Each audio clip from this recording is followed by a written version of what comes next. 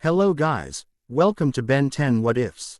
So in this video, we will see, what if Ben 10 awakened the Chaos Omnitrix and got Harem of Gwen, Kai and Frightwig? If you enjoy these kinds of stories, don't forget to show us some love by hitting the like button and subscribing to the channel. Your support means the world to us. Now, let's start the story. Blank, blank, underscore, blank. Chapter 1. The Chaos Awakens. The desert sun beat down mercilessly on Ben Tennyson's back as he navigated the narrow canyon, dust clinging to his sweat-dampened t-shirt.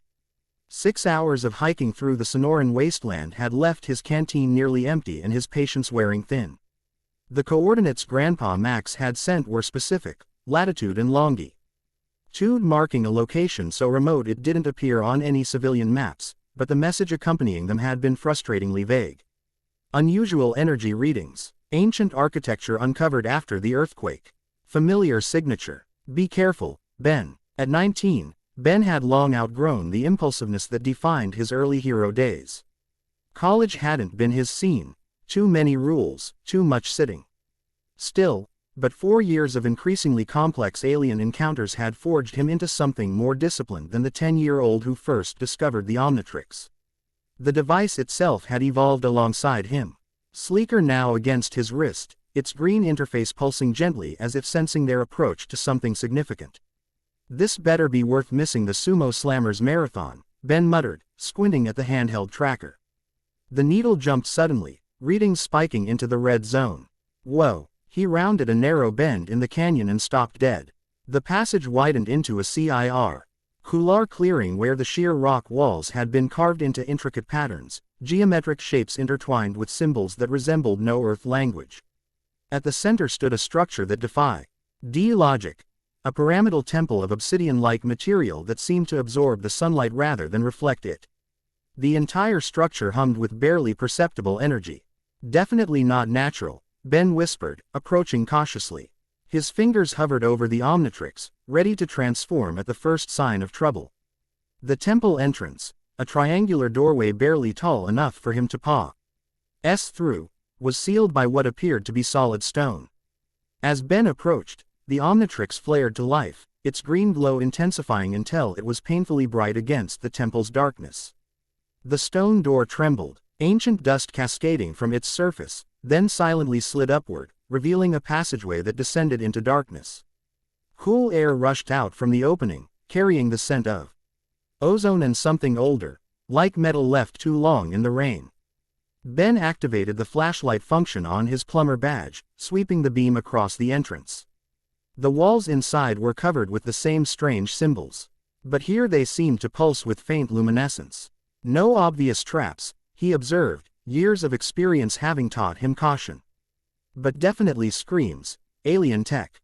He tapped his communicator. Max, I've found the site. Heading in to investigate. Static answered him. The canyon walls must be blocking the signal, or something else was interfering. Ben weighed his options. Standard protocol recommended waiting for backup before entering unknown alien structures. But standard protocol hadn't been written for someone with access to over 70 different alien transformations. Going to take a quick look, he decided, cycling through the Omnitrix display until he found the transformation he wanted. Just in case something nasty's waiting inside. The familiar green flash enveloped him as DNA rewrote itself. Where Ben had stood moments before, now crouched Echo, small, silicon-based, and capable of creating duplicates. Perfect for reconnaissance. Split up, the primary Echo commanded, his mechanical voice echoing against the stone. 2 duplicates separated from the original, each taking a different position. I'll go first, one duplicate said. I'll watch the entrance, offered the second. I'll follow at a safe distance, the primary Echo decided. The first duplicate entered the temple, sound-based sensory abilities providing better awareness than human eyes could in the darkness. The passageway descended steeply, spiraling downward for nearly 100 feet before leveling off into a vast chamber. All clear, the duplicate called back, voice bouncing through the tunnel. But you need to see this. The primary Echo followed cautiously, merging with his duplicate upon reaching the chamber. What he saw made even his alien form momentarily speechless. The chamber was perfectly circular, its ceiling lost in darkness above. 6 pillars arranged in a hexagon surrounded a central dais, each carved from different materials. One appeared to be pure crystal, another some kind of living wood, the third metallic and gleaming, the fourth composed of what looked like flowing water somehow frozen in time, the fifth seemingly made of concentrated light. And the final pillar appeared to be nothing but controlled fire. On the central dais, suspended in midair, floated a crystalline structure resembling a double helix.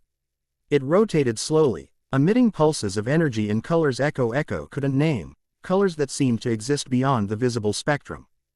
Definitely not human, Echo murmured, approaching carefully. As he neared the dais, the Omnitrix symbol on his chest began to pulse in sync with the floating crystal. The sound waves Echo could detect from both objects harmonized, building in intensity until He formed a resonance that vibrated through his silicon body. Instinctively, Echo knew something was about to happen. He reverted to human form, Ben's transformation accompanied by a flash of green light that illuminated the entire chamber. "That's not good," Ben said, noticing how the crystal's rotation had accelerated, now spinning fast enough to blur. The Omnitrix on his wrist was pulsing rapidly, its interface cycling through aliens without his input. Definitely not good. He backed away, but too late. The crystal exploded in a silent detonation of pure energy that washed over him in waves. Ben raised his arm to shield his eyes, and the energy converged on the Omnitrix like lightning striking a rod. Pain lanced up his arm as the Omnitrix absorbed the crystal's energy.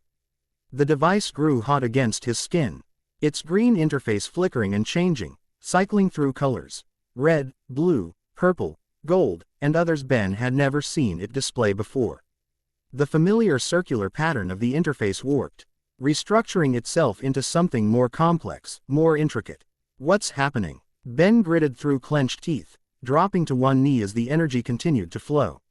The Omnitrix seemed to be melting, flowing like liquid metal around his wrist, before solidifying again in a new configuration. When the light faded and Ben could see again, the Omnitrix had transformed completely. No longer a bulky watch-like device, it now encircled his wrist like an ornate bracer of metallic material that shifted colors subtly as he moved. The interface remained, but now dispel. A three-dimensional holographic projection of alien DNA strands that rotated above his wrist. "That's new," Ben whispered, cautiously touching the device. It felt warm, alive somehow, and responded to his touch by displaying what appeared to be a catalog of his alien transformations, but they looked different, enhanced versions of familiar forms. Before he could investigate further, a rumbling shook the chamber. Dust and small stones rained from the ceiling as the temple shuddered. Time to go, Ben decided, racing for the exit. The rumbling intensified, and he could hear the ominous crack of stone breaking above. Whatever equilibrium the crystal had maintained was clearly disrupted by its destruction. The tunnel seemed longer on the way up, the incline steeper. Ben's lungs burned as he pushed himself faster, hearing the collapse beginning behind him. Daylight appeared ahead, a triangle of blue sky growing larger as he neared the exit. Ben burst from the temple entrance just as the passageway collapsed behind him. A cloud of dust billowing out and enveloping him. He coughed, waving futilely at the particles filling the air, and stumbled away from the structure. "That was close," he wheezed, examining the transformed Omnitrix. "What did you do to yourself?" As if responding to his question, the holographic display expanded, showing what appeared to be diagnostic information. In the same alien script he'd seen on the temple walls. Remarkably, Ben found he could understand some of it, not through reading, but through a kind of intuitive knowledge that seemed to flow directly from the device to his mind. "Chaos Omnitrix," he read aloud, the name appearing in his thoughts. "Enhanced Transformation Matrix. Adaptive DNA Sequencing." He frowned. Whatever that means. The ground trembled again, but this time the disturbance wasn't coming from the temple. Ben whirled around to see the air shimmer at the canyon's entrance, the telltale distortion of a spacecraft's cloaking field. A ship was landing. Correction. 3 ships were landing, surrounding the clearing. "Great," Ben muttered. "Visitors." The smallest ship decloaked first, revealing a sleek craft of Galvan design. The second was bulkier, bearing the unmistakable weaponry of Tetraman military vessels. The third and largest remained partially cloaked, but its silhouette suggested Inkerseen technology. Ben Posey cheoned himself with his back to the temple, eyeing all three ships. "Let's see what the new model can do," he said, activating the Chaos Omnitrix. The holographic display expanded, showing his alien roster. But now with additional information he'd never seen before: compatibility ratings, fusion potential, adaptive capabilities. Fusion potential? Ben questioned, then understood. This new Omnitrix could apparently combine alien DNA in ways the previous version couldn't. Now that's cool. The ship's hatches opened simultaneously, disgorging their occupants. From the Galvan vessel emerged a SQU ad of mechanical drones led by Galvan in elaborate armor. The Tetraman ship produced 6 warriors, 4 armed and heavily armed. The Inkerseen craft released a dozen soldiers and what appeared to be their commander. A particularly nasty-looking specimen with scars covering half his face. "Ben Tennyson," the Inkerseen commander called out, his voice a guttural croak. "How convenient that you've saved us the trouble of hunting you down." "You know," Ben replied, keeping his tone casual despite the growing tension, "most people call before they visit.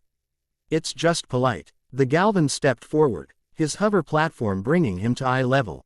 "We detected the energy surge from 15 systems away, Tennyson.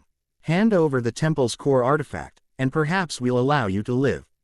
Ben spread his hands. "Sorry, but it's a little late for that. The artifact's gone, integrated with the Omnitrix." This announcement caused a stir among the assembled aliens. The Tetraman leader, a female with battle scars crisscrossing her arms, spat on the ground. "Then we'll take the Omnitrix instead," she declared. "Cut it from his arm if necessary." "Yeah, that never works out well for anyone," Ben pointed out.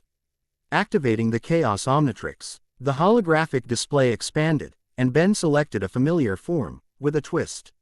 "Let's try something new. Heat blast, but with a little diamond head mixed in." The transformation sequence felt different, more controlled, less chaotic. Green energy enveloped him as usual, but now with threads of gold and blue interwoven. When it cleared, Ben had become a being of fire and crystal, Heat Blast's flames contained within a partially crystalline body structure borrowed from Diamond Head. Whoa, Ben examined his new form, feeling the dual nature of the transformation. "Let's call this one Magma Stone." The Inkerseen commander's eyes widened. He's merged the DNA sequences. All forces, attack now. Drones, warriors, and soldiers converged on Ben simultaneously. He raised his hands, discovering that this hybrid form could channel Heat Blast's flames through Diamond Head's crystal projections. Shards of burning crystal erupted from his palms, exploding on the drones and sending them spiraling into the canyon walls. "Nice," Ben approved, then stomped his foot. A wave of crystal erupted from the ground, crystalline formations superheated to near melting. The Tetraman warriors leapt to avoid it, but the slower Inkerseens found themselves trapped in rapidly cooling crystal. The Galvan commander activated a personal shield as his drones were decimated. "This changes nothing, Tennyson. The Chaos Omnitrix belongs to those who can properly utilize its power." "Funny," Ben replied, generating a shield of layered crystal and flame to block incoming fire from the Tetraman weapons. "I was about to say the same thing." The battle intensified as Ben adapted to his new form's capabilities, finding that he could adjust the balance between the two ion DNAs, more Heat Blast for increased temperature and flight, more Diamond Head for durability and crystal manipulation. The versatility was unprecedented, allowing him to counter attacks from multiple directions and alien species simultaneously.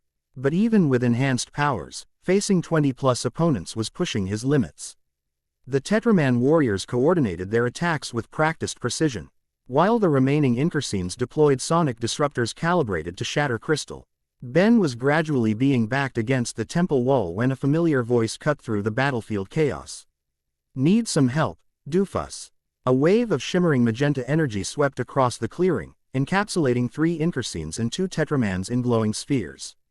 Gwen Tennyson stood at the canyon entrance, hands glowing with mana. Eyes narrowed in concentration. Her appearance had changed since Ben had last seen her. Her red hair was shorter, more practical, and she wore the distinctive uniform of the Friedkin University Advanced Magical Studies program. "Gwen," Ben called out, relief evident in his voice despite the transformation. Perfect timing. I felt the energy disturbance from campus, she explained, advancing into the clearing with shields of mana protecting her path. What did you do this time? Why do you assume I did something? Ben protested, launching crystal shards at a drone attempting to flank Gwen. Experience, she replied dryly, then switched to a more serious tone. That new transformation, it's different. And your energy signature has changed. Before Ben could explain, the ground beneath them trembled. The temple behind them was changing, obsidian surfaces shifting and reforming. Parts of the structure detached, assembling themselves into humanoid shapes. Guardians awakening from ancient slumber. That's not good, Ben observed as 6 stone constructs, each 15 feet tall, positioned themselves around the temple entrance. The alien invaders paused their assault, reassessing the situation as the Guardians activated. Symbols similar to those covering the temple walls illuminated across the constructs, bodies, pulsing with internal energy. The Gal Van Commander scanned the constructs with a handheld device. Fascinating, he murmured. Autonomous defense systems, at least 10,000 years old, possibly Contemporalia origin. Not the time for a science lesson, Ben called out, using his hybrid form's flight capabilities to gain altitude for a better view of the situation. The Guardians surveyed the clearing, heads swiveling with the grinding of stone against stone. Their featureless faces turned toward the ships, then to the aliens, and finally to Ben, specifically, to the Chaos Omnitrix on his wrist. As one, they raised their massive arms and pointed toward the invaders. Unauthorized presence detected, boomed a voice that seemed to emanate from the temple itself, the words somehow understandable despite being in an alien language. Chaos Matrix activated, initiating purge protocol. That definitely doesn't sound good, Gwen commented, strengthening her mana shields. The Guardians attacked with devastating coordination, targeting the alien forces first. Stone fists crashed through the Incursine ranks, while energy beams erupted from the symbols on their chests, slicing through drones and disabling the Tetraman ship's weapons systems. Ben landed beside Gwen, reverting to human form as he touched down. The Chaos Omnitrix recalibrated immediately, its holographic display adapting to the current threat assessment. We need to contain this, Ben said, examining the transformed Omnitrix. The temple, the Guardians, they're reacting to the Omnitrix's transformation. What exactly did you do to it? Gwen asked, creating a mana platform to elevate them above the chaotic battlefield. I didn't do anything, Ben protested. There was a crystal inside the temple. It merged with the Omnitrix somehow, upgraded it. Now it's calling itself the Chaos Omnitrix. Gwen's eyes widened. Chaos technology. Ben, that's incredibly dangerous. The Contemporalia experimented with chaos energy before they ascended. It's unpredictable, potentially catastrophic. Below them, the battle had turned decisively against the alien invaders. The Guardians were methodically destroying their ships and rounding up survivors. But the temple itself was becoming unstable, sections phasing in and out of visible reality as energy surged through the structure. We need to get these aliens out of here before those Guardians decide humans are unauthorized too, Ben said, activating the Chaos Omnitrix again. And figure out how to stabilize the temple. I might be able to help with the second part, Gwen offered. But I'll need time. Ben nodded, selecting another transformation combination. Then I'll buy you that time. Let's try. XLR8 with a touch of gray matter. The transformation enveloped him, resulting in a streamlined version of XLR8 with an enlarged cranium and additional manipulator appendages. The speed of XLR8 combined with gray matter's intelligence and dexterity. Velocity. Ben named this new form, his voice faster and higher pitched than normal. You work on containment. I'll evacuate the aliens. Without waiting for a response, he accelerated to speeds that made the original XLR8 seem sluggish, his enhanced intelligence calculating optimal paths through the battlefield. He moved between Guardian attacks, collecting injured aliens and depositing them safely beyond the canyon entrance, returning before the dust of his passage had settled. Gwen, meanwhile, had positioned herself at the center of the clearing, drawing complex magical sigils in the air. I need 5 more minutes, she called out. Working on it, Velocity replied, zigzagging between 2 Guardians that had begun to approach Gwen's position. With gray matter's intelligence augmenting his speed powers, he identified weak points in the construct's design, junctures where the stone components connected. Precise strikes at hypersonic speed caused the Guardians to stumble, buying precious seconds. The Galvan commander, observing from his damaged ship, activated a communicator. Tennyson. The temple is experiencing a cascade failure. The chaos energy is destabilizing. Tell me something I don't know, Velocity muttered, then paused as his enhanced intellect processed the implications. Wait. Cascade failure means it's going to explode, the Galvan confirmed grimly. Taking half this continent with it. Velocity skidded to a stop beside Gwen. Change of plans. We need to contain an explosion, not just stabilize the temple. Gwen's concentration didn't waver as she continued drawing sigils. How big? Continental. That got her attention. Ben, my strongest containment field couldn't handle that. A new voice interrupted their exchange. Perhaps I can help with that assessment. Both Tennysons turned to see a woman standing at the edge of the clearing, mid-20s. Dark hair pulled back in a practical ponytail, wearing dust-covered archaeological gear and carrying what appeared to be advanced scanning equipment. Despite the chaotic situation, she maintained a composed demeanor, methodically adjusting her scanner's settings as she approached. Kai Green, Gwen identified her with surprise. Gwen Tennyson, Kai acknowledged with a nod. And Ben, though not looking quite himself at the moment. What are you doing here? Velocity asked, his accelerated speech making the question almost unintelligible. Kai raised an eyebrow, apparently understanding him despite the speed. Same as you, I imagine. Following energy readings, my team has been excavating Pueblo sites in the area when our instruments detected the surge. She gestured to her scanner. This isn't just archaeological equipment, it's designed to identify and analyze alien technology. Right, the plumber legacy thing, Velocity recalled. My grandfather's teachings, Kai confirmed. But more importantly, I have readings on that temple's energy signature. She showed them the scanner's display. It's not going to explode, at least, not in the conventional sense. Explain, Gwen prompted, maintaining her magical construct while listening. It's going to fold space, Kai said simply. Create a dimensional rift. My guess is that's how it was initially constructed. Brought here piece by piece through controlled space folding. Velocity processed this information with his enhanced intellect. So instead of an explosion, we're looking at a tear in reality. Not sure that's better. It is if we can control where it folds to, Kai pointed out. My scanner detected residual coordinates in the energy pattern. If we can access the temple's control systems, we can send it back where it came from, Gwen finished, understanding immediately.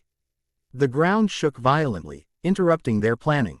The temple was phasing more rapidly now, sections disappearing entirely before reappearing moments later. The Guardians had stopped attacking and returned to the structure, merging back into its architecture. We don't have much time, Kai warned, checking her scanner. 10 minutes at most before the fold completes. Velocity reverted to human form, Ben immediately activating the Chaos Omnitrix again. I need to get inside, find whatever passes for controls. Too dangerous, Gwen argued. The structure is unstable, I can guide him, Kai offered, showing Ben her scanner. These readings indicate a control node at the center of the structure, where you found the crystal. Ben nodded, selecting another transformation. Going to need something durable for this. Cannonbolt with a little ghost freak for intangibility. The transformation Rasul, Ted in a peculiar hybrid. Cannonbolt's armored shell now semi-transparent, with Ghost Freak's spectral qualities allowing parts of the form to phase through solid matter. The usual yellow coloration was replaced with a pale, luminescent blue. Phantom Roll, Ben named this form, his voice echoing as if coming from a great distance. Kai, you're with me. Gwen, can you maintain a containment field around the temple? Just enough to slow the process. Gwen nodded, though concern was evident in her expression. Be careful, both of you. Always am, Phantom Roll replied, extending a semi-solid arm toward Kai. Hold on, this might feel strange. Kai gripped his arm, her expression determined. I've worked with alien tech before. Let's go. Phantom Roll extended his intangibility to encompass Kai, their forms becoming partially transparent. Together, They phased through the temple's outer wall, bypassing the collapsed entrance entirely. Inside, the temple's instability was even more apparent. Walls flickered in and out of existence. Corridors rearranged themselves, and gravity seemed to function differently in various sections. Phantomroll's unique form allowed them to navigate these hazards, rolling through solid sections and phasing through unstable ones, all while keeping Kai protected within his partially intangible shell. The control chamber should be below, Kai directed, checking her scanner despite the interference. The energy patterns are strongest there. They descended through levels of the temple, sometimes passing straight through floors when stairways disappeared. The central chamber, when they finally reached it, was barely recognizable from Ben's earlier visit. The pillars remained, but now they floated freely, orbiting a pulsating vortex where the crystal had been. There, Kai pointed to a pedestal that phased in and out of existence near the vortex. That's generating the fold coordinates. Phantomroll approached carefully, his hybrid form allowing him to resist the pull of the vortex. What do I need to do? Kai studied her scanner. The pedestal has a receptor designed for the crystal, or something with the same energy signature. She looked meaningful. Lee at the Omnitrix symbol on Phantomroll's chest. You think the Chaos Omnitrix can interface with it, Phantomroll realized. Worth a try, Kai replied pragmatically. Unless you have better ideas. The chamber shuddered violently, sections of the ceiling collapsing only to disappear before they could hit the floor. The vortex expanded, its pull intensifying. No time for better ideas, Phantomroll decided. He positioned himself by the flickering pedestal, waiting for it to phase back into solid existence. When I connect to it, get back to the entrance. Tell Gwen to be ready with everything she's got. Kai nodded, but before she could move, a new tremor shook the chamber. The floor beneath her dematerialized, leaving her suspended momentarily before gravity reasserted itself. She began to fall toward the vortex. Kai, Phantomroll extended his arm, stretching it beyond normal limits thanks to Ghostfreak's malleable properties. His fingers wrapped around her wrist, arresting her fall mere feet from the swirling energy. I've got you, he assured her, pulling her toward him with controlled strength. Once she was secure, he positioned her behind him, using his armored shell as a shield against the vortex's pull. The pedestal, Kai reminded him, clinging to a relatively stable section of flooring. It's our only chance. Phantomroll nodded, waiting for the precise moment. The pedestal phased into existence, solidifying briefly before beginning to fade again. He lunged forward, pressing the Chaos Omnitrix against its surface. The connection was immediate and intense. Energy S urged through Phantomroll's form as the Omnitrix interfaced with the ancient technology. Information flooded his consciousness. Coordinates, dimensional calculations, the temple's original purpose as a transportation hub between worlds. Got it, he called to Kai through gritted teeth. The temple was trying to return home. I'm redirecting the coordinates to uninhabited space. The vortex's color shifted from chaotic, swirling patterns to a steady blue glow. The chamber stabilized momentarily as the Chaos Omnitrix took control of the folding process. It's working, Kai confirmed, checking her scanner. But the energy drain, Ben. It's pulling power from the Omnitrix.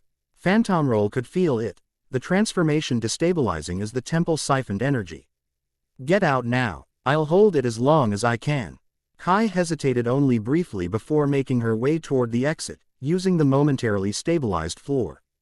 Don't cut it too close, she warned. Never do, Phantomroll replied, focusing on maintaining the connection despite the drain. Through the Omnitrix's interface, he could sense the fold reaching completion. Just a few more seconds. Above, Gwen had expanded her mana field to encompass the entire temple, reinforcing reality against the folding space. The strain was evident in her posture and the beads of sweat on her forehead. When Kai emerged from the structure, Gwen's relief was palpable. Where's Ben? She demanded. Still inside, interfacing with the controls, Kai explained quickly. He's redirecting the fold to empty space. Gwen's eyes widened. The energy drain could destabilize the Omnitrix completely. Inside the chamber, Phantomroll felt the transformation beginning to fail. The Chaos Omnitrix was depleted, barely maintaining the hybrid form. But the fold was nearly complete. The temple had begun to shimmer with energy, preparing for transportation. Just a little longer, he urged the device, feeling the strain throughout his body. The vortex pulsed once, twice, then collapsed in on itself with a sound like reality tearing. The Chaos Omnitrix released its connection to the pedestal as the chamber began to disappear, not collapsing, but folding away from this dimension. Phantomroll's transformation failed, leaving Ben human and vulnerable in the rapidly disappearing temple. He ran for the exit, leaping over sections of floor that vanished beneath his feet. The walls around him were fading, revealing glimpses of stars and empty space beyond the temple's destination. Ben. Gwen's voice called from ahead, a sphere of mana pushing through the disintegrating structure.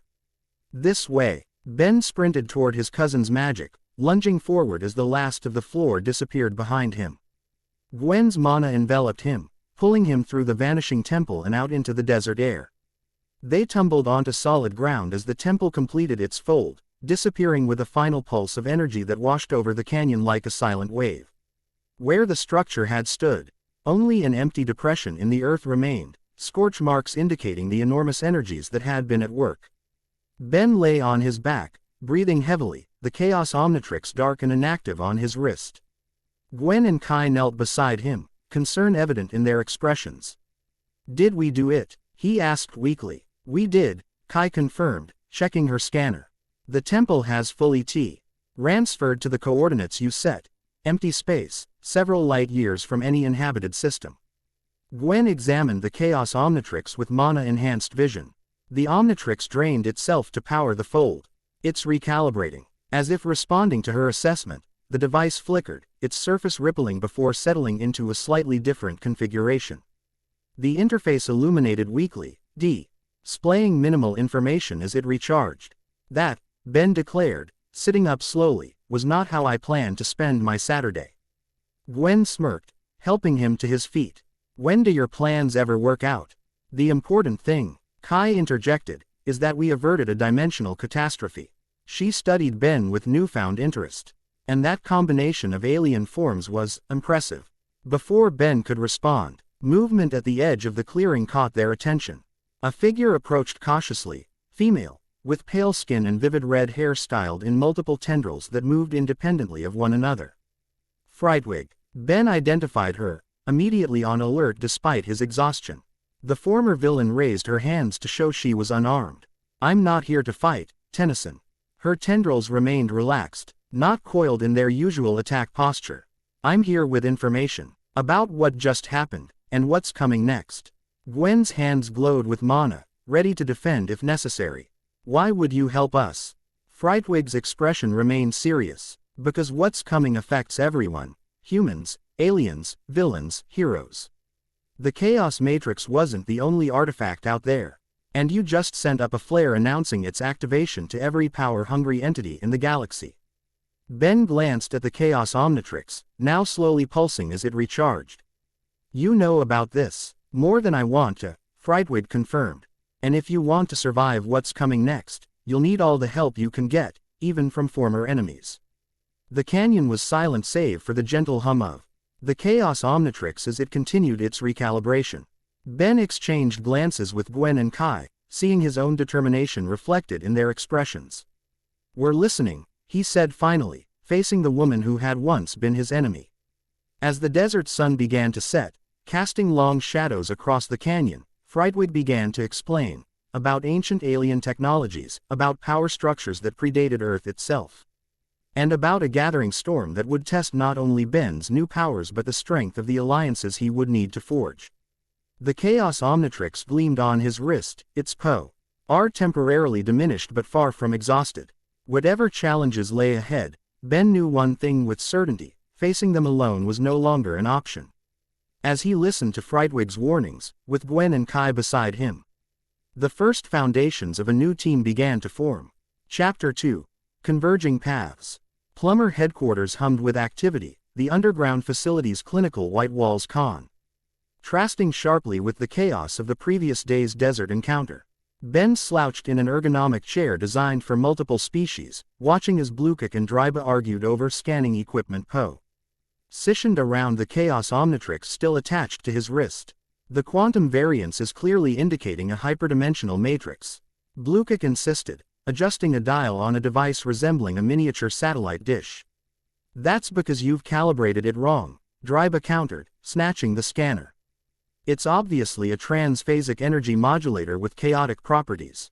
Guys, Ben interrupted, suppressing a yawn. 20 hours of this. Can we just agree it's weird alien tech and figure out what it does? Across the lab, Kai Green carefully photographed ancient symbols projected from the Omnitrix's holographic interface, comparing them with references on her tablet. Unlike Ben, she showed no signs of fatigue, her movements precise and methodical as they had been since they'd arrived at headquarters.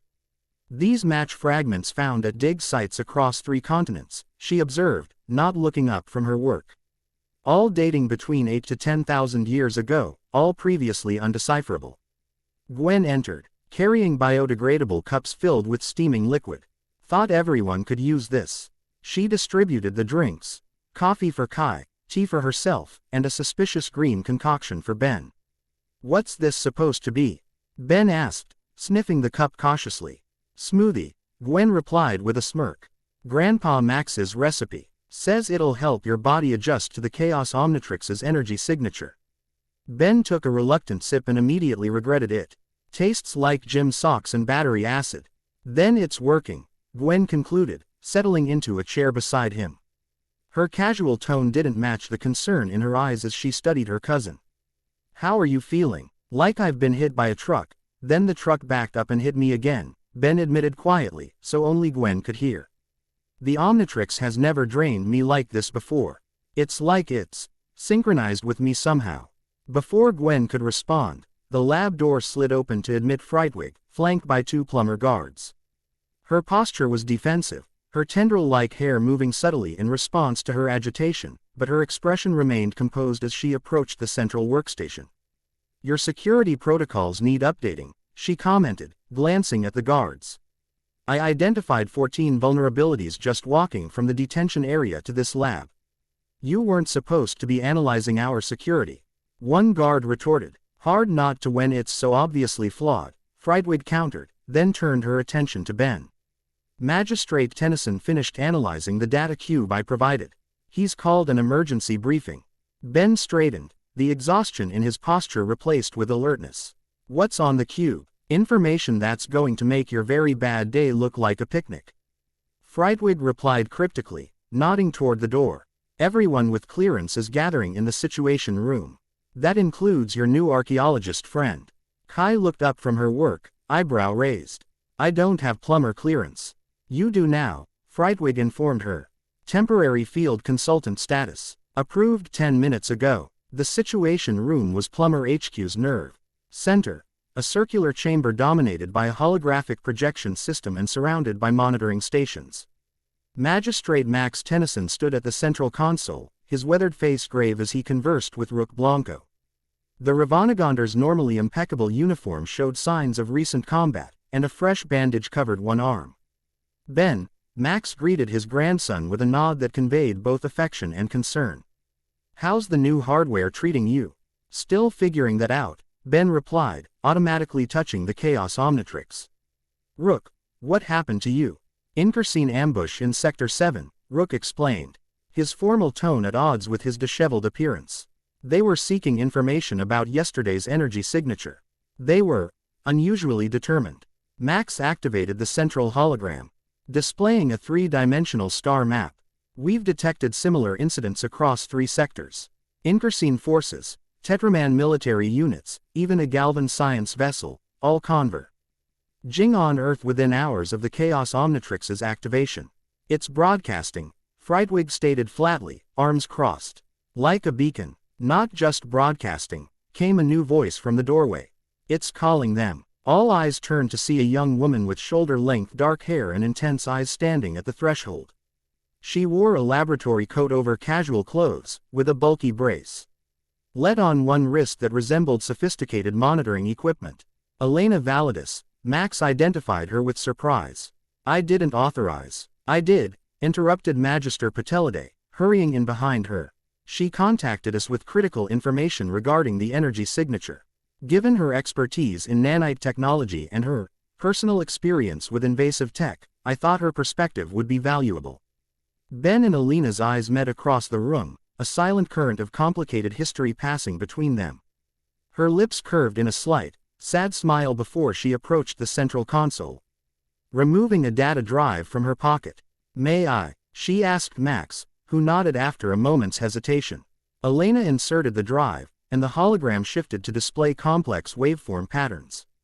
Quote, "The energy signature isn't just broadcasting its presence, it's sending specific information packets. Data bursts encoded in quantum fluctuations that bypass normal detection methods." "What kind of information?" Ben asked, moving closer to examine the display. "Coordinates," Elena replied, typing commands that highlighted sections of the waveform. "Specifications, and what appears to be activation protocols." "For what?" Gwen questioned. Elena met her gaze steadily. "For other artifacts like the one that created the Chaos Omnitrix. I believe they're components of a larger system, one that's been dormant and scattered across the galaxy for millennia." The room fell silent as the implications sank in. Max was the first to speak, his voice grave. "Frightwig's data cube contains similar conclusions, along with historical records suggesting these artifacts belong to a civilization that predates most galactic powers. They called themselves the Architects. I've encountered that name in ancient texts," Kai interjected. Stepping forward, "They're described as master builders who could reshape reality itself." Max nodded. "According to the records, they created technology capable of manipulating the fundamental forces of the universe, what they called chaos energy. But something went wrong. They disappeared virtually overnight, leaving only scattered remnants of their civilization. And now those remnants are waking up," Ben concluded, looking down at the Chaos Omnitrix. "Because of this." "Not just waking up," Frightwig corrected, her tendrils writhing with agitation. "Calling for collection. The pieces want to be reassembled." Elena manipulated the holographic display again, revealing a map of Earth with pulsing points of light. "I've been tracking unusual energy spikes since yesterday. These 7 locations show patterns consistent with dormant architect technology beginning to activate. We need to secure these sites before anyone else does," Max decided, studying the map. "Rook, coordinate with plumber teams globally. Priority 1 is containment." "With respect, Magistrate," Elena interrupted, "containment may not be possible. These energy signatures are growing exponentially. If they're allowed to fully activate." A deafening alarm cut through the room, red emergency lights pulsing as screens displayed warning messages in multiple languages and alphabets. "Perimeter breach," a plumber technician called out, fingers flying over controls. "Multiple entry points." Security footage appeared on the main display, plumbers engaging with unforeseen forces at the main entrance, while elsewhere, drilling vehicles bearing Tetraman insignia breached the east wall. "How did they find this facility?" Rook demanded, drawing his proto-tool. "They followed us," Frightwig realized, looking at Ben. "The Omnitrix is still broadcasting." Max took command instantly. "Lockdown protocols. All non-essential personnel to emergency shelters." Ben, Gwen, Rook. The building shuddered violently as an explosion rocked the upper levels. Dust rained from the ceiling as power fluctuated, emergency generators kicking in with a low hum. "Too late for lockdown," Ben observed grimly, activating the Chaos Omnitrix. The holographic interface expanded, displaying his alien roster with fusion options. "Time to see what this thing can really do." "Wait," Elena cautioned, grabbing his arm. "Using the Omnitrix might amplify the signal. You could make things worse." Ben hesitated, torn between immediate action and potential consequences. The decision was made for him when the Situation Room's reinforced door exploded inward, sending shrapnel flying. Gwen's mana shield materialized just in time to protect those nearest the entrance. Through the smoke stepped a towering figure, a female Tetraman in battle armor adorned with royal insignia, her forearms wielding an assortment of deadly weapons. Behind her, Tetraman soldiers secured the corridor, while the sounds of battle echoed from deeper in the facility. Princess Luma Redwind, Rook identified her, proto-tool raised. Ambassador Blanco, Luma acknowledged with a curt nod before her 4 eyes fixed on Ben. "Tennyson, you possess something that belongs to my people by right of ancient claim." Ben stepped forward, positioning himself between Luma and the others.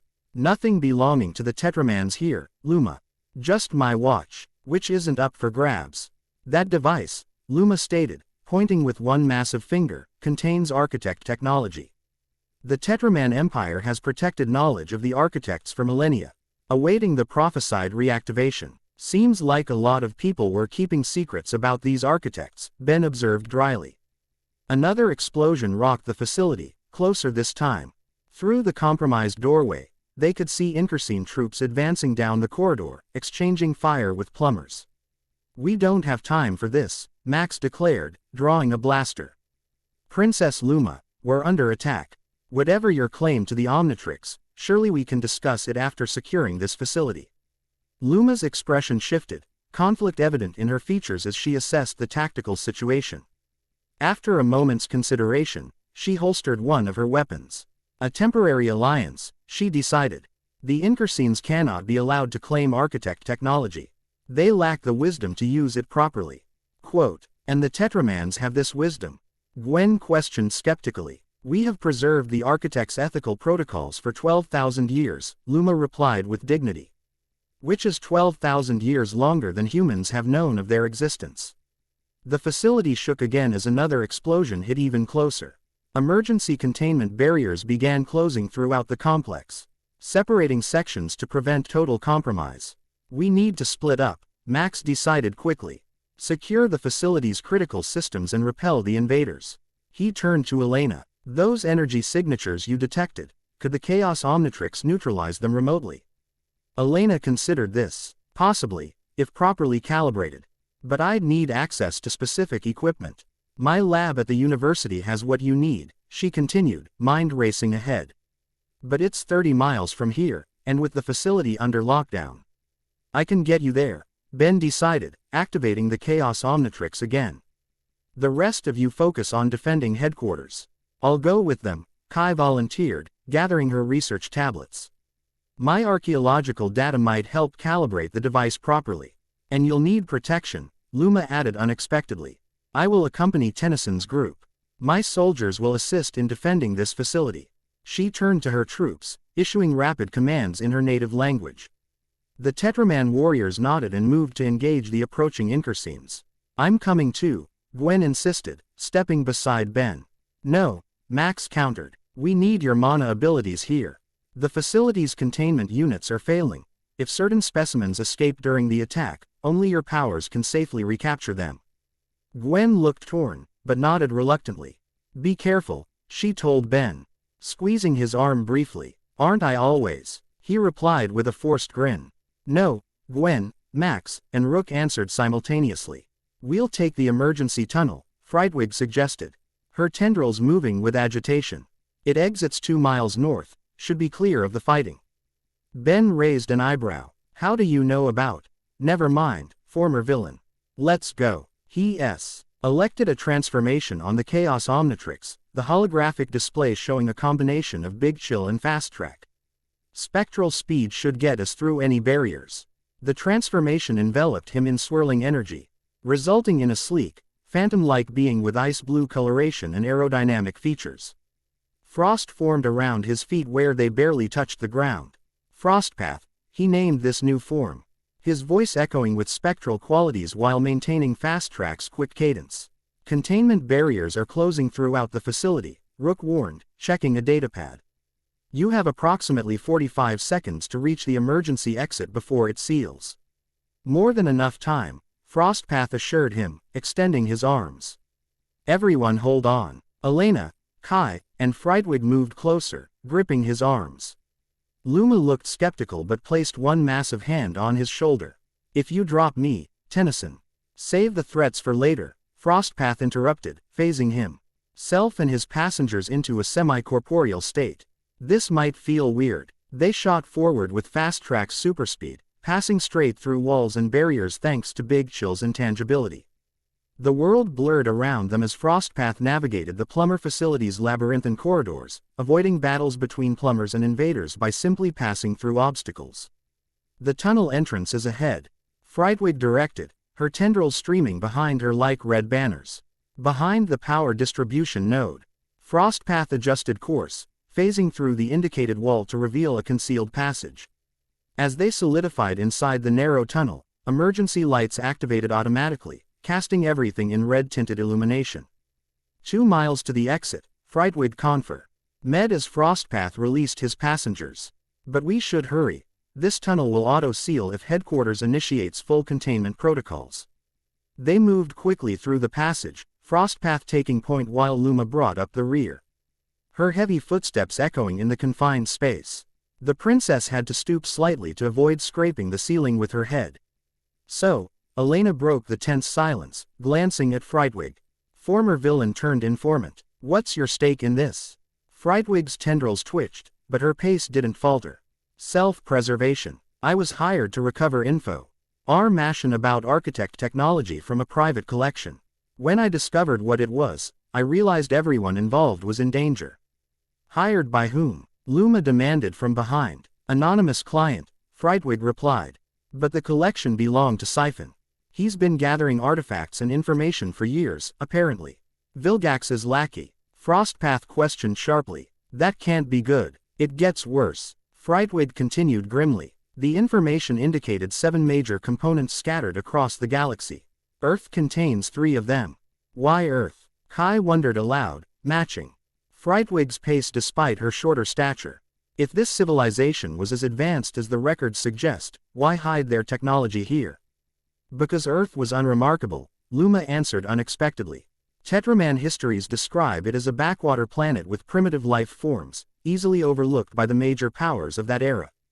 Perfect hiding place, Elena concluded. Until humans evolved and started digging things up.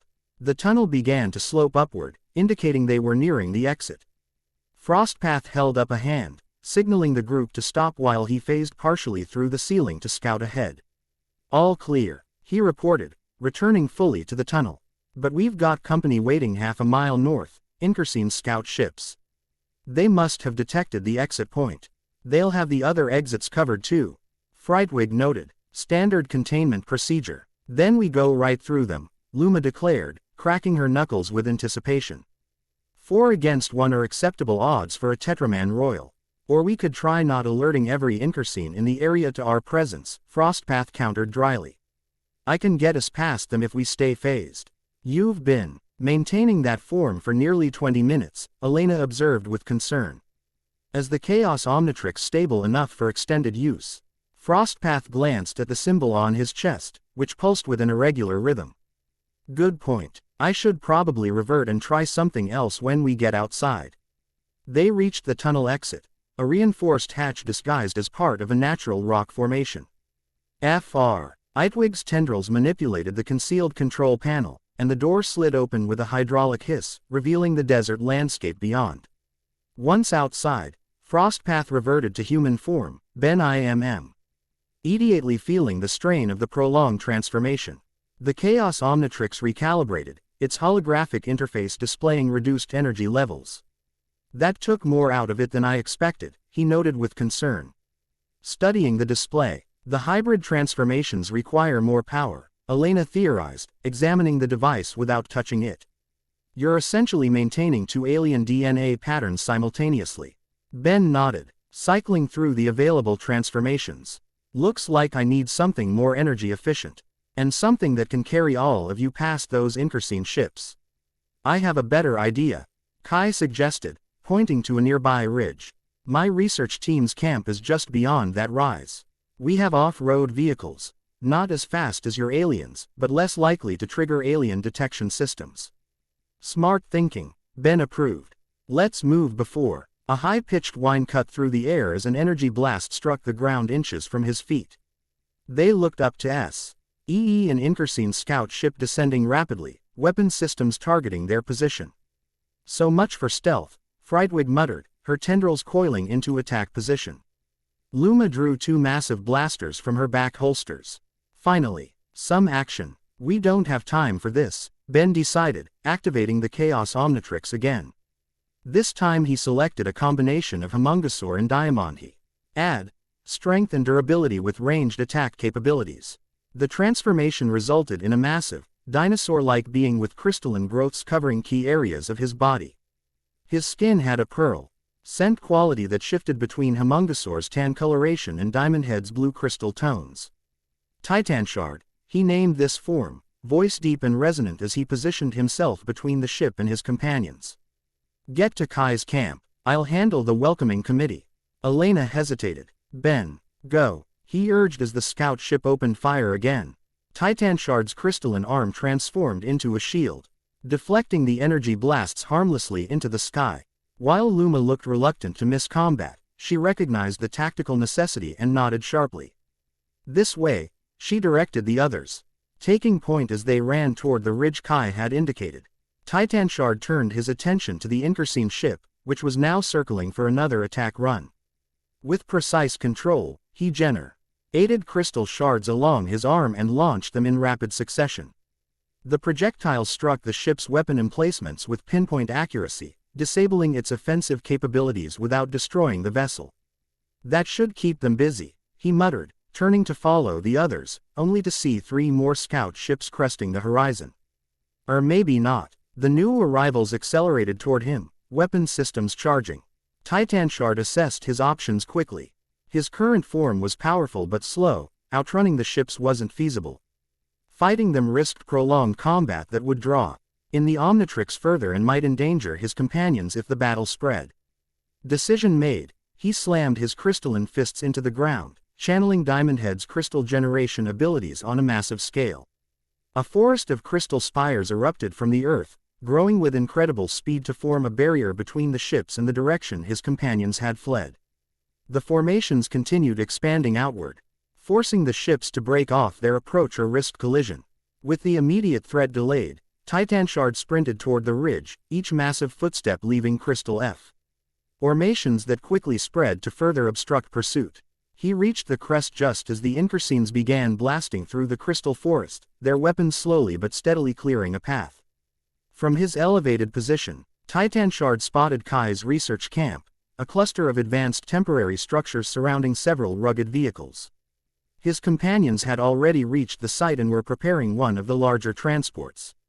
He descended the ridge in controlled bounds, letting gravity and momentum carry his massive form forward while minimizing the impact tremors that might give away their position. As he approached the camp, he reverted to human form, the Chaos Omnitrix immediately beginning its recharge cycle. We need to move, Ben announced, joining the others at the transport. They'll be through the crystal barrier in minutes. Kai was already in the driver's seat, activating the vehicle's systems. Unlike conventional off-road transports, this one hummed with advanced tech. HNO-LG, clearly modified with alien components. Plumber tech, Ben questioned, noting the familiar energy signature of the power system. Grandfather's legacy, Kai explained with a hint of pride. He believed in being prepared. Elena worked rapidly at a portable computer station they had loaded into the transport's rear compartment. I'm wiping the camp's systems and activating the security protocols. Anyone searching the site will find nothing but archaeological data. Frightwig and Luma had taken defensive positions, watching the ridge for signs of pursuit. The princess held what appeared to be a compact scanner, monitoring Inkerseen communications. They're calling for reinforcements, Luma reported, returning to the transport. We have perhaps 15 minutes before this area is swarming with troops. Then we leave now, Kai decided, engaging the vehicle's drive system. Everyone in. The transport accelerated smoothly despite its size, advanced suspension systems compensating for the rough terrain. Kai navigated with the skill of someone intimately familiar with both the vehicle and the landscape, taking routes that minimized their visibility from the air. The university is northeast, about 25 miles from here, Elena directed, still working at her portable station. If we maintain this pace and avoid main roads, we should reach it in 40 minutes. Unless the Inkerseens have set up a perimeter. Frightwig pointed out pragmatically, which they will have, if they're following standard containment protocols. They have, Luma confirmed, studying her scanner. A 10-mile radius around Plumber headquarters, with checkpoints on all major transportation routes. Ben examined the Chaos Omnitrix, which was slowly recharging. How long until I can transform again? Energy levels at 38%, Elena reported, having linked her system to monitor the device remotely. Estimated time to full functionality, 17 minutes. We may not have 17 minutes, Kai warned. Nodding toward the sky where distant shapes, Inkerseen fighters, had begun a search pattern. We need to get off their radar. Frightwig studied their surroundings, her expression calculating. There's an abandoned mining complex 3 miles east. Extensive tunnel system, partially flooded. Used to be a smuggler's route before the plumbers shut it down. And you know this how? Ben asked, though he suspected the answer. Former villain, Frightwig reminded him with a thin smile. I make it my business to know escape routes. Kai adjusted their course, pushing He transport faster as they approached a cluster of weather-worn hills. The Inkerseen search pattern was expanding in their direction, though the ships hadn't spotted them yet. The mining entrance old beyond the north face of the largest hill, Frightwig directed. I see it, Kai confirmed, guiding the transport toward a dark opening partially concealed by rock falls and vegetation. They reach the entrance just as one of the search vessels banked in their direction. Kai killed the engine and activated a camouflage system that adapted the vehicle's external appearance to match the surround. Terrain, another plumber modification. Inside, quickly, Luma urged, her massive frame already moving toward the mine entrance. They have thermal scanners. The group abandoned the transport, hurrying into the darkness of the mine shaft. The air inside was cool and damp, carrying the musty scent of stagnant water and long disused machinery. Frightwig's tendrils moved with purpose, feeling along the walls until they found ancient light switches. Dim emergency lighting sputtered to life, revealing a main tunnel that extended deep into the hillside. The tunnels connect to an underground river system. Frightwig explained as they moved deeper into the complex. Water level rises and falls with the seasons. This time of year, most passages should be clear. Most, Elena questioned skeptically. Nothing's ever guaranteed in smuggling, Frightwig replied with a shrug. They followed the main tunnel until it branched into 3 separate passages. Frightwig hesitated, studying the options. It's been a few years, she admitted. East tunnel leads to a vertical shaft, eventually connecting to the river. North continues through the mining complex. West, I don't remember. Allow me. Luma stepped forward, producing a small device from her armor. It projected a 3-dimensional scan of their surroundings, mapping the tunnel system in real time. Tetraman Scout technology. Detects structural composition, water, and open spaces. The map expanded as the device gathered more data, revealing the extensive network of tunnels. Most appeared intact, though several were indeed flooded as Frightwig had warned. The western tunnel provides the most direct route toward the university, Luma determined, studying the projection. But there are several collapsed sections we would need to navigate around. What about Inkerseen scanners? Ben asked, glancing back toward the entrance. Can they track us down here?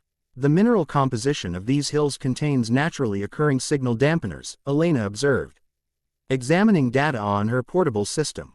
It's why this area was mined in the first place. Their scanners will have difficulty penetrating more than a few meters below the surface.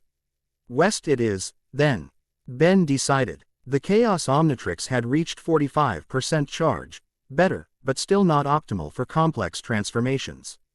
They proceeded down the western tunnel, Luma's scanner lighting their way and warning of structural weaknesses.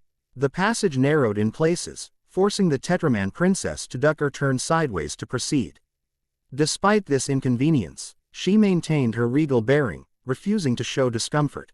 So, Ben broke the tense silence after several minutes of careful navigation. Anyone want to explain why everyone suddenly knows about these architects except me?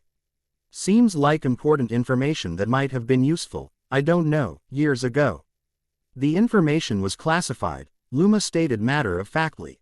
Known only to ruling families and select scholars within each civilization. Tetramans weren't the only ones keeping secrets, Frightwig added. The data I recovered mentioned Galvan, Inkerseen, Chimeras Sway G. Anaris. All major powers have been searching for architect technology for millennia. But why? Kai questioned, her archaeologist's curiosity evident. What makes their technology so valuable beyond its age? Control. Elena answered simply. From what I've gathered analyzing the energy signatures, architect technology doesn't just manipulate matter and energy, it rewrites the rules governing them. Meaning what, exactly? Ben pressed. Elena considered how to explain. Imagine you could change gravity from a force that attracts to one that repels, or alter the atomic structure of elements on a fundamental level. The applications would be limitless, Kai finished for her, and terrifying in the wrong hands. Which is why the Tetraman Empire has protected knowledge of their ethical protocols, Luma interjected firmly. The architects developed strict guidelines for the use of their technology, guidelines my ancestors swore to uphold. Noble intentions, Frightwig commented skeptically. But I doubt the Incursines share your ethical concerns. They reached a partially collapsed section of tunnel, rubble blocking most of the passage. Only a narrow opening near the ceiling remained clear. We'll have to climb through one at a time, Kai assessed, examining the opening. It looks stable enough. I'll go first, Ben volunteered, eyeing the gap. It would be tight for Luma, but manageable for the others. Make sure it's safe on the other side. He climbed the rubble carefully, testing each handhold before putting his weight on it. The debris shifted slightly but held firm. As he reached the opening and peered through, the tunnel beyond appeared intact, continuing deeper into the hillside. Looks clear, he called back, squeezing through the gap. Once on the other side, he helped Kai navigate the opening. Then Elena and Frightwig. Luma came last, her size making the passage challenging but not impossible. As the princess cleared the obstacle, her scanner emitted a warning tone. She checked the device, her expression darkening. Movement at the mine entrance, she reported. Multiple signatures, Incursines, heavily armed.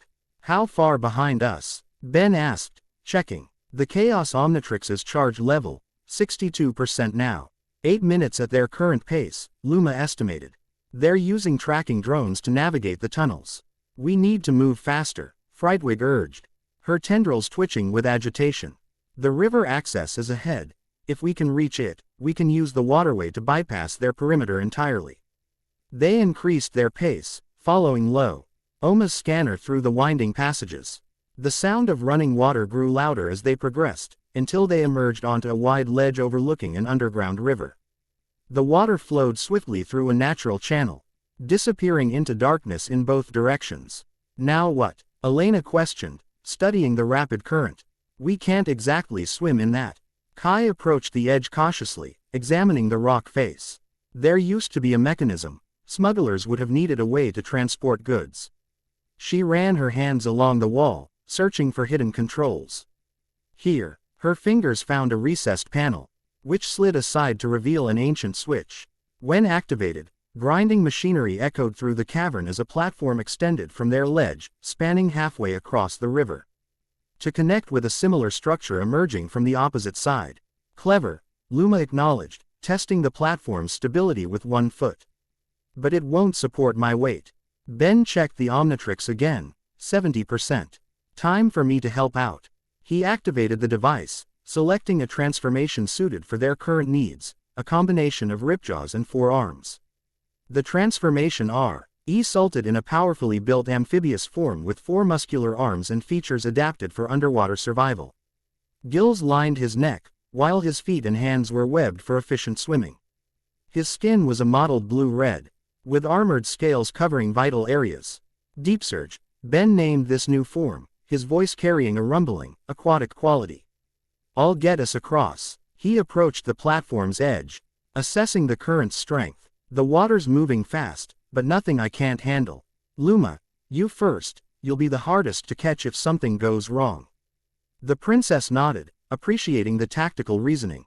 Deep Surge lifted her with his 4 powerful arms and leapt into the river, using his amphibious adaptations to navigate the current with precision. He deposited Uma safely on the opposite bank before returning for the others, transporting them one by one across the churning water. Elena was the last to cross. As Deep Surge carried her over the river, his NCED hearing detected a familiar sound echoing through the tunnels behind them, the high-pitched whine of Incursine tracking drones. They're getting close, he warned after delivering Elena to the far bank. We need to move. The tunnel continues this way, Luma indicated, consulting her scanner. It should lead to an exit approximately half a mile ahead. Deep Surge reverted to human form as they hurried along the new passage. The Chaos Omnitrix entering recharge mode once again. How far are we from the university? Ben asked Elena as they navigated the increasingly narrow tunnel. About 15 miles, she replied, checking her portable system. But if we emerge where I think we will, we'll be outside the Inkerseen perimeter. Getting transportation might be challenging, though. One problem at a time, Ben advised. Ducking to avoid a low-hanging rock formation. The tunnel began to slope upward, the air growing fresher as they approached the exit. Daylight filtered through cracks ahead, indicating they were nearing the surface. Wait, Luma commanded suddenly, raising her hand for silence. She studied her scanner intently, adjusting settings to enhance the resolution. There's something unusual about this exit. Unusual how? Frightwig questioned, her tendrils extending cautiously toward the light. Energy signature, Luma replied, frowning at her device. Similar to architect technology. Everyone tensed at this information, exchanging concerned glances. Could be one of the activation sites Elena detected, Kai suggested, keeping her voice low. The timing would be too coincidental otherwise. Only one way to find out, Ben decided, checking the Omnitrix, 83% charged, enough for another transformation if needed. But carefully, they approached the exit with heightened caution, emerging into a small box canyon bathed in late afternoon sunlight. The walls rose steeply on three sides, with the fourth opening onto a vista of desert lands. Capes stretching toward distant mountains. The university would be beyond those mountains, Ben realized, still hours away by foot. But what immediately captured everyone's attention was the object at the center of the canyon, a perfectly smooth obelisk of black material identical to the temple from the previous day. Symbols matching those on the Chaos Omnitrix crawled across its surface in patterns that seemed to shift and change as they watched. Definitely architect technology, Elena confirmed, scanning the obelisk with her equipment. Active but dormant, like it's waiting for something. Or someone, Kai added meaningfully. Looking at Ben. Ben approached the obelisk cautiously, the Chaos Omnitrix reacting to its presence with increased activity.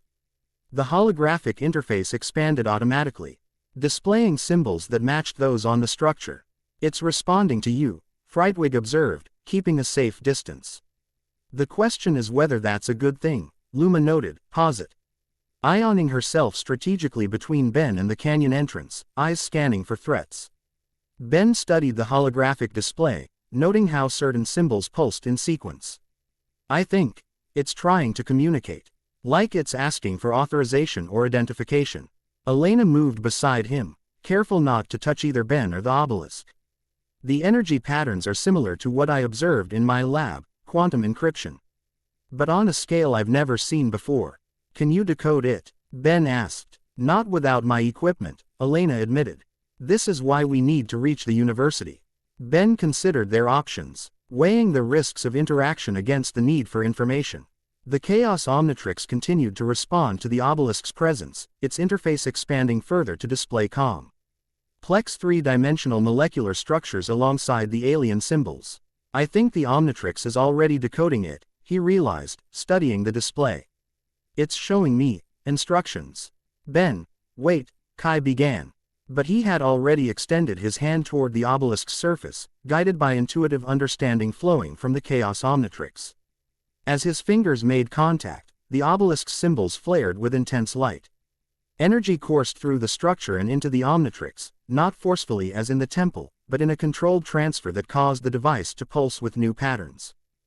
The holographic display expanded dramatically, now showing a star map with 7 points highlighted in different colors. Coordinates, Elena identified immediately, capturing the data with her portable system. Locations of the other architect artifacts. More than that, Ben added, his expression distant as information flowed through the Omnitrix directly into his consciousness.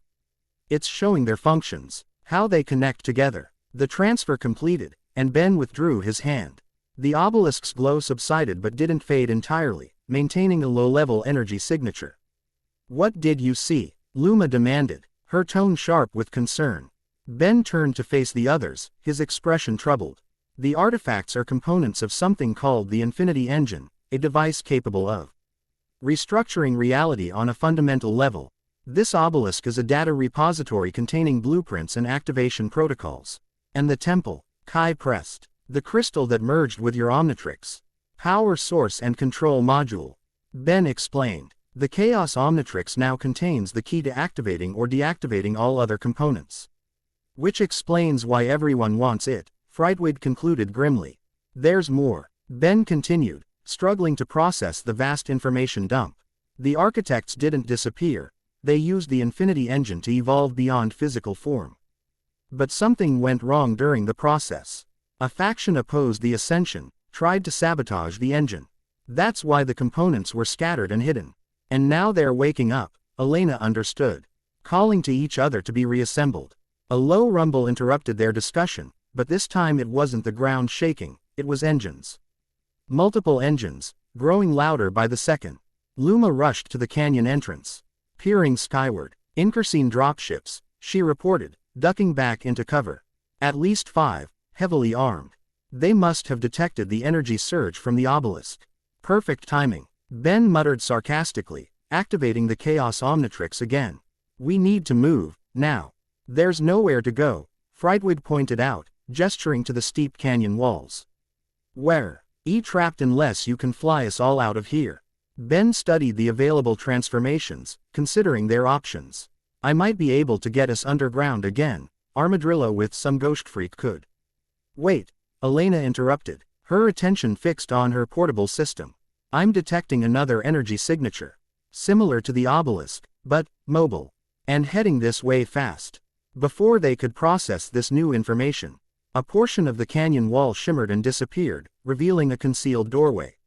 Standing in the opening was a slender woman with white blonde hair and eyes that glowed with the same energy as the architect artifacts. She wore what appeared to be adaptive armor of unfamiliar design. Quickly, she urged in accented English, gesturing for them to enter. They will be here in moments. Ben and the others hesitated, exchanging uncertain glances. Who are you? Luma demanded, hands moving to her weapons. My name is Zyla, the woman replied calmly despite the urgency of the situation. I am a curator, sworn to protect architect knowledge. And right now, I am offering you shelter from those who would misuse that knowledge. The sound of Inkersine engines grew deafening as the first dropship appeared over the canyon rim. Decision time, Ben announced, looking to the others. In or out? In, Kai decided first, always the archaeologist pursuing knowledge. In, Elena agreed, her scientific curiosity evidently overriding caution. Frightwig shrugged. Not like we have better options. Luma remained skeptical but nodded curtly. But I'm watching you, curator. Ben turned back to Zyla. Lead the way. They hurried through the concealed doorway, which sealed seamlessly behind them just as energy blasts from the Inkersine ships began raining down on the canyon. Instead of a cave or tunnel as Ben had expected, they found themselves in a sophisticated facility with architecture similar to the temple. Smooth, flowing lines and surfaces that seemed to absorb and emit light simultaneously. This is a curator outpost, Zyla explained, leading them deeper into the facility. One of several monitoring stations established to observe architect artifacts on this planet. You've been here all along? Ben questioned incredulously. Watching Earth. Not continuously, Zyla clarified. The curators enter stasis between observation periods.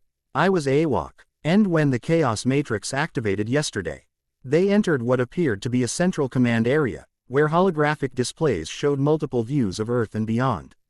Several focused on the even energy signatures Elena had detected earlier. The Infinity Engine components are becoming increasingly active, Zyla noted, studying the displays. Your interaction with the Omnitrix has accelerated the process. Is that bad? Ben asked, examining the Chaos Omnitrix, which continued to process and integrate information from the obelisk. It is complicated, Zyla replied carefully. The engine was never meant to be reassembled after the schism. Its power is too great, too easily corrupted. The schism? Kai questioned, her historian's instincts engaged. You mean the conflict Ben mentioned, the faction that opposed ascension? Zyla studied Kai with newfound interest. You understand our history. Bits and pieces, Kai admitted. Enough to know the stakes are high. Zyla nodded. Hen turned her attention to a particular display showing energy patterns expanding across the globe. The discordant, those who opposed ascension, believed the engine should be used to conquer rather than transcend. When they failed to seize control, they were imprisoned between dimensions. Let me guess, Ben interjected grimly. The engine activating could free them. It already has begun to weaken their prison, Zyla confirmed. Each component that awakens creates further instability. If all 7 are activated and assembled. She left the consequence unstated, but her grave expression conveyed the severity. Then we prevent the assembly, Luma declared with characteristic Tetraman directness. Deactivate or destroy the components. Not so simple, Elena countered, studying the energy readings on her portable system. These artifacts are integrated with Earth's geomagnetic field now. Destroying them could cause catastrophic planetary damage. Frightwig, who had been unusually quiet since entering the facility, suddenly spoke up. You're not telling us everything, Curator. What happens if the engine is successfully assembled but the discordant don't get control of it? Zyla's glowing eyes fixed on Frightwig with something like respect. Perceptive. If properly controlled, the engine could restore what was lost, bring back the architect civilization at its height, before the schism. And who would control it? Ben asked, already suspecting the answer. The curators were created for this purpose, Zyla replied without hesitation. We are programmed with the ethical protocols and technical knowledge necessary to operate the engine safely. Programmed, Luma repeated skeptically. Your artificial constructs, semi-autonomous technological extensions of the original architects, Zyla corrected. Neither fully artificial nor fully biological, but designed to preserve their legacy. A warning tone sounded from one of the displays, drawing everyone's attention.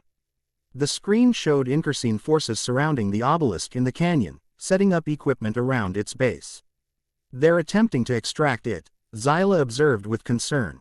They will fail, but the IR efforts may trigger defensive measures. Defensive as in, Ben prompted. Localized reality disruption, Zyla explained clinically. A safety feature to prevent unauthorized access. That does NT sound good for anyone within a few miles, Elena noted with alarm. It is not, Zyla agreed. But more concerning is what they might learn from the attempt. Each interaction with Architect Technol OGY provides data that could be used to bypass security measures on other components. Ben studied the Chaos Omnitrix, which had continued integrating information throughout their conversation. Its holographic interface now displayed complex schematics that he somehow understood despite their alien nature. The Omnitrix can interface with the components, he realized. Deactivate them safely without triggering defenses. Zyla nodded. The Chaos Matrix you carry contains the master control protocols. It can indeed deactivate, or fully activate, all engine components. Then that's our mission, Ben decided, looking at his companions. Find and deactivate the components before anyone else can use them, especially these discordant. You will not be alone in this endeavor, Zyla informed them. Manipulating the holographic display to show a map of the immediate area. This facility contains transportation that can take you to your destination undetected by Inkersine forces. The university, Elena confirmed.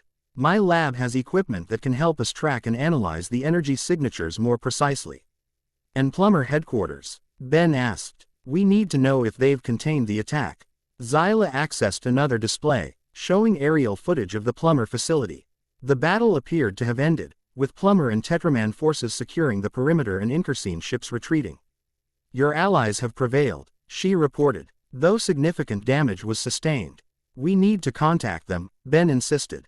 Let them know what we've learned. Communications from this facility are untraceable, Zyla assured him, indicating a console. You may establish contact safely.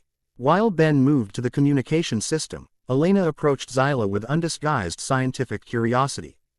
The technology here, it's unlike anything I've encountered, even in my work with nanites. Architect technology operates on principles your science is only beginning to theorize about, Zyla explained. Quantum entanglement, dimensional folding, consciousness transfer, all were basic applications to my creators. Yet they destroyed themselves anyway, Frightwig observed cynically. They evolved, Zyla corrected. But yes, the conflict that arose from that choice led to their current state, trapped between ascension and destruction. Luma, who had been examining the facility's defenses with a warrior's eye, rejoined the conversation. Tetraman histories speak of the architects as teachers who visited many worlds before their disappearance. Was Earth one of those worlds? several times throughout its development. Zyla confirmed. Your species was considered promising, though extremely young. And now we're caught in the middle of your ancient conflict, Kai noted with a hint of resentment. An unfortunate convergence, Zyla acknowledged. But perhaps not coincidental. The Chaos Matrix choosing a human bearer may indicate compatibility previously unrecognized. Before Hay could explore this cryptic statement further, Ben returned from the communication console. I've updated Grandpa Max and Gwen. They're securing Plumber HQ and will coordinate global response through Plumber assets. We're still heading to the university as planned. The transport bay is this way, Zyla directed, leading them through another doorway. The vehicle is designed for stealth and speed. It will convey you safely past Inkerseen patrols. The vehicle turned out to be unlike anything Ben had ever seen. A sleek, oval-shaped craft without visible engines or control systems, its surface a deep blue-black that seemed to absorb surrounding light. This will take some explaining if anyone sees us, Ben commented, examining the craft. No one will see you, Zyla assured them. The N-sport exists partially outside conventional space-time. To ordinary perception, you will appear as a heat distortion at most. Convenient, Frightwig remarked, clearly impressed despite her skepticism. How do we operate it? Elena asked, circling the craft with scientific interest. It responds to the Chaos Matrix, Zyla explained, nodding toward Ben. Your Omnitrix will interface with the control systems automatically. Ben approached the craft, which reacted to his presence by illuminating with subtle patterns similar to those on the Chaos Omnitrix. A section of the hull reconfigured itself, forming an entrance. That never gets old, Ben admitted, examining the transformed Omnitrix with newfound appreciation. Inside, the craft contained seating for 6 and a central console that glow. With the same energy as the Chaos Omnitrix. The interior was larger than the exterior suggested, another dimensional trick, Ben suspected. As they boarded the vehicle, Zyla remained outside. I must stay to secure this facility and the obelisk, she explained. The Inkerseens cannot be allowed to extract useful data from it. Will we see you again? Kai asked, her archaeologist's curiosity evident. When necessary, Zyla replied enigmatically. The Chaos Matrix will guide your path. Trust its protocols, but be vigilant. The Discordant will sense its activity and send agents to intercept you. More enemies, Ben sighed. Just what we needed. Allies may also find you, Zyla added. Not all curators share my exact programming. Some interpret our mission differently. Meaning? Luma questioned sharply. Meaning some believe the engine should be destroyed regardless of consequences, Zyla clarified. Others think it should be activated fully to restore what was lost. I believe balance must be maintained. Neither outcome is acceptable in its extreme form. And what do you recommend? Ben asked directly. Zyla considered this carefully. The Chaos Matrix contains all possibilities. Study it, understand it, then decide for yourself what must be done. She stepped back from the craft. Now go. The Inkerseens are expanding their search pattern. You must reach your destination before they establish a complete cordon. The craft's entrance sealed seamlessly as Ben took the central position. The console responded to his proximity, displaying controls that somehow made intuitive sense to him. Everyone ready? He asked, looking around at his unlikely companions, a former villain, an archaeologist, a scientist with a troubled past, and a Tetraman princess. Each had their own reasons for being there, their own agendas and concerns. Yet all had chosen to follow this path, at least for now. As ready as one can be when facing ancient alien technology, hostile forces, and potential dimensional catastrophe. Elena replied with a hint of gallows humor. Just another Tuesday for Tennyson, Frightwig commented dryly. Ben activated the craft's systems, feeling the Chaos Omnitrix synchronize with the controls. The vehicle hummed to life, lifting silently from the floor.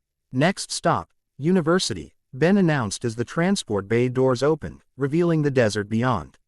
Let's see what this thing can do. The craft accelerated smoothly, passing through the facility's outer wall as if it were mist. They emerged into late afternoon sunlight, the landscape stretching before them toward distant mountains.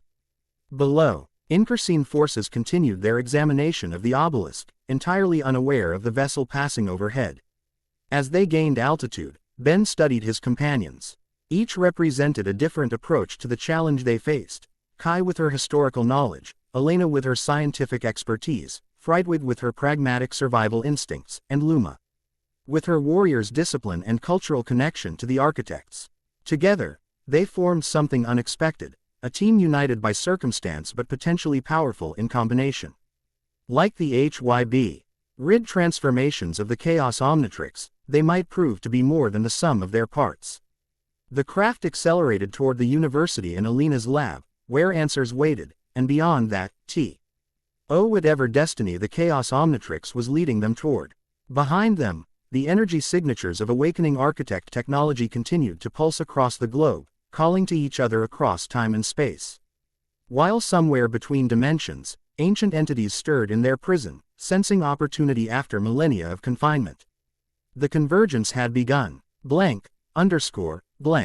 The end. Thank you for watching this video. Please be sure to subscribe to our channel and like this video.